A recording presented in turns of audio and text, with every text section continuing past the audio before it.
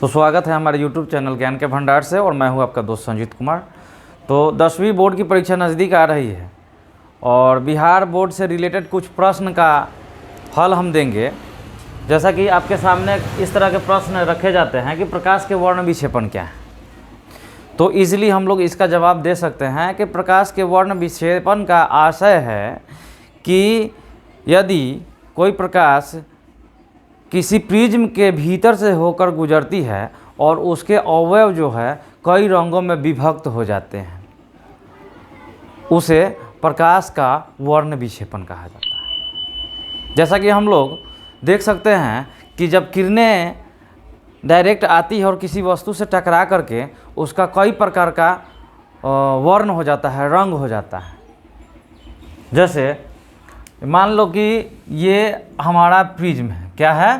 Prism है, और प्रकाश इसके भीतर से होकर गुजरी तो कई प्रकार के रंगों में विभक्त होती है। लाल, हरा, नीला, पीला, बैंगनी, उजला, आसमानी, ये सभी रंगों में विभक्त होती है।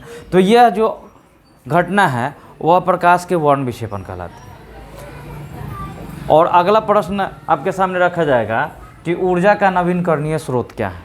तो ऊर्जा का नवीकरणीय स्रोत, ऊर्जा मीन्स एनर्जी, और ऊर्जा का नवीकरणीय स्रोत क्या है, या इस तरह के क्वेश्चन आएंगे तो हम इसका जवाब इस तरह दे सकते हैं कि ऊर्जा के नवीकरणीय स्रोत का अर्थ है कि वैसे ऊर्जा जो हमारे द्वारा उत्पन्न किए जा सकते हैं, वैसे ऊर्जा जो हमारे द्वारा उत्पन्न किए जा सकते हैं या प्रकृति द्वारा लगातार उत्पत्ति की जा रही है, और ये इसका जो सुविधा है वो असीमित है, इसका भंडारण असीमित है।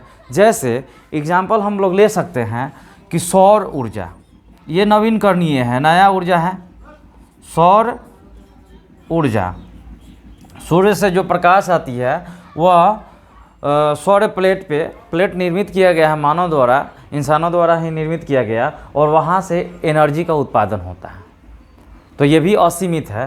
पवन ऊर्जा, पवन ऊर्जा बिहार में तो बहुत कम, लेकिन बाहर के राज्यों में या बाहर के देशों में पवन ऊर्जा का उपयोग भी धड़ल्ले से हो रहा है। तो ये नवीकरणीय स्रोत है। और बायोगैस, क्या बोलते हैं?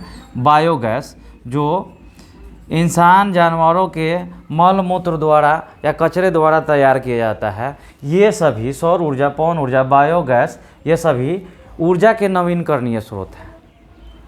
तो इसी तरह मेरे चैनल पे बने रहे, लाइक करें, सब्सक्राइब करें, ताकि मैं रोज